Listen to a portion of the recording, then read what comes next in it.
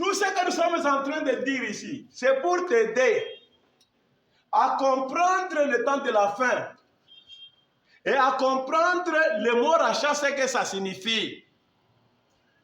Vous savez, nous sommes déformés dans la manière de concevoir les choses. Nous nous imaginons que les promesses de Dieu vont s'accomplir en nous prenant d'ici, en nous mettant sur une autre planète, et puis on va transformer ce corps ici, on ne devient pas moi, je ne sais pas quoi. Non, ce sont les déformations. Les rachats, c'est la simplicité de Dieu. C'est Dieu qui vous ramène l'homme avec qui il s'était séparé. Il les ramène tout étant unis avec lui maintenant. Amen. L'homme en pensée, quand Dieu n'était qu'en pensée, avant qu'il ne crée quoi que ce soit, quand il s'est vu en tant qu'être humain, demeure future. 129 paragraphes. 129 paragraphes de demeure future.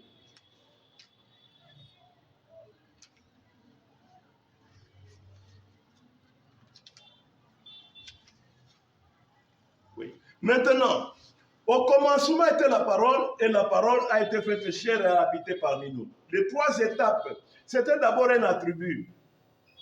C'était en Dieu. Quand en pensée, il s'est vu en tant qu'être humain. Amen. Donc tu as compris.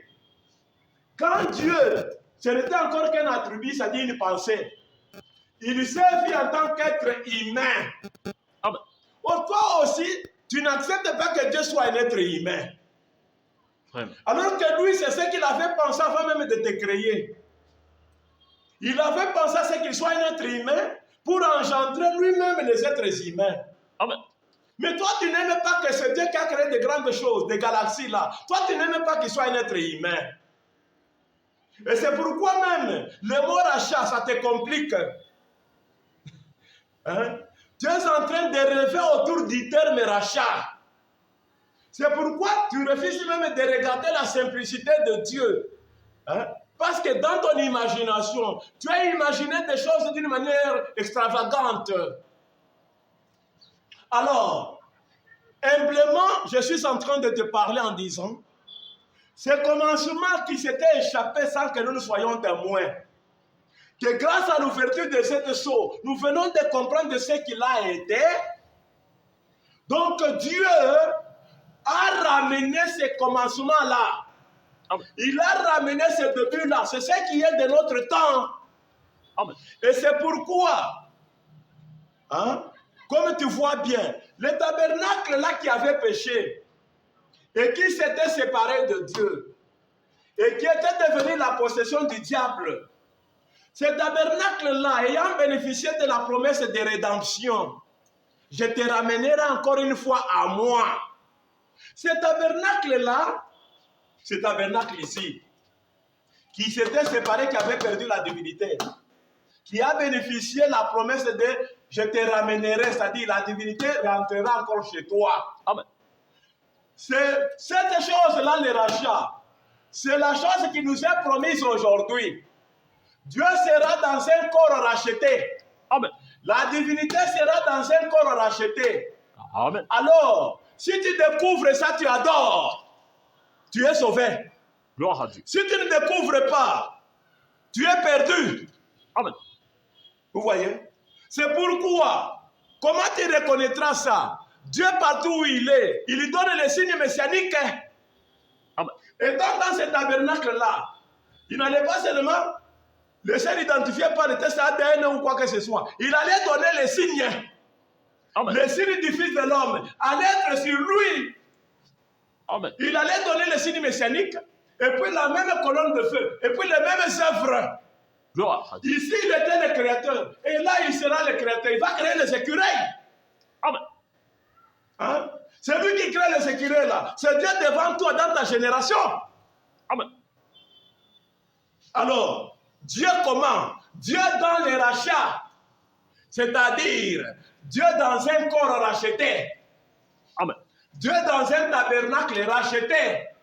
C'est ça. Dieu dans une église rachetée. La plénitude de la divinité. Divinisant un corps qui est racheté. Amen. Un corps que le diable avait poussé à faire n'importe quoi, grâce au sang de Jésus, ce corps sera encore une possession de Dieu, de la divinité. Merci Seigneur. Maintenant, la question dans cet âge, est-ce que tu pourras réussir le test?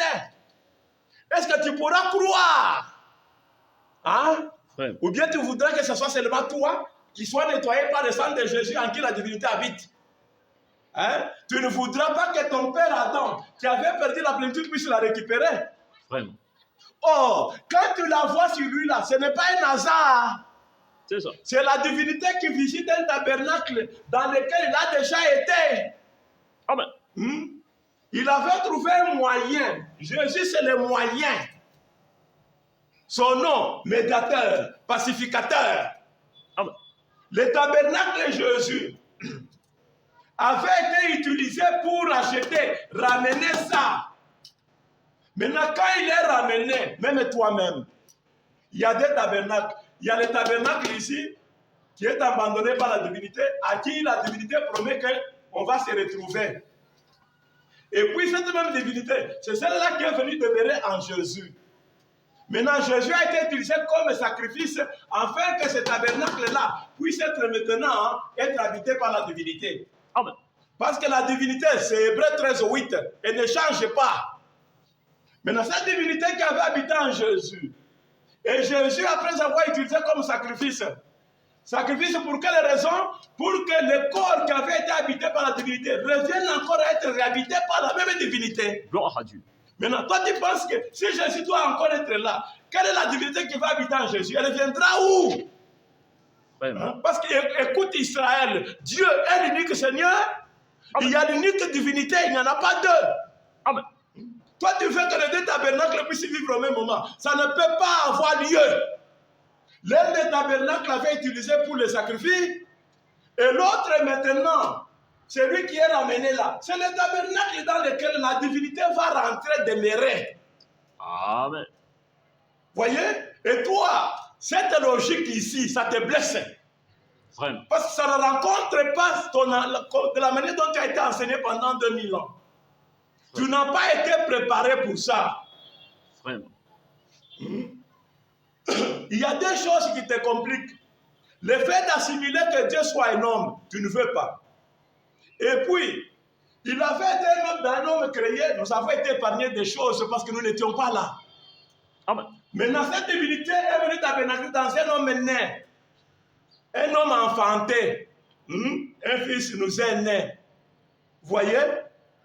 Cette divinité, en habitant un corps procréé, les gens chez qui elle était venue n'ont pas cru. Tu te fais Dieu. Toi, homme, tu te fais Dieu. Ils n'ont pas eu l'approche à ce que Dieu soit un être humain. Alors que c'est ce qu'il avait pensé avant. Amen. Maintenant, ce fils-là pouvait être éternel. Mais à cause de son père, Adam, qui est le père de Jésus? Adam. Amen. Nous venons de lire avec toi dans la parole par la semence originelle. Jésus fit tout ce qu'Adam devrait avoir comme enfant. Amen. Et quand il était là, il pouvait être éternel. Mais à cause du péché de son père, à cause du péché d'Adam, il a accepté d'être sacrifice pour que son père vienne. Amen. Et quand son père va venir, il va lui remettre le royaume. Amen. Il va laisser aussi au père le temps aussi d'être glorifié. C'est ça. Lui aura déjà eu son temps. Amen. Maintenant, toi, cette logique-là, non. Tu vas chercher des citations pour combattre la logique. Vraiment. Oh, Branham a dit quoi qui contredit la logique? C'est lui que nous vous lisons, ce n'est pas Branham? Vraiment. Écoutez-le encore une fois dans le véritable son de Pâques. À partir de 104 jusqu'à 105. Et c'est ce que nous reconnaissons aujourd'hui. Si l'Église, peu importe combien elle confesse être l'Église de Dieu vivant, si elle ne produit pas Dieu par le salut, Amen. tu as écouté? Si une Église, par tout ce qu'elle fait, par ce qu'elle enseigne, elle ne produit pas Dieu par le salut, c'est-à-dire quoi? Dieu, la divinité, habitant un corps sauvé. Amen. Un corps sauvé. Donc quand la divinité que vous adorez n'est pas reconnu dans un corps racheté, un corps sauvé, vous avez un faux Dieu.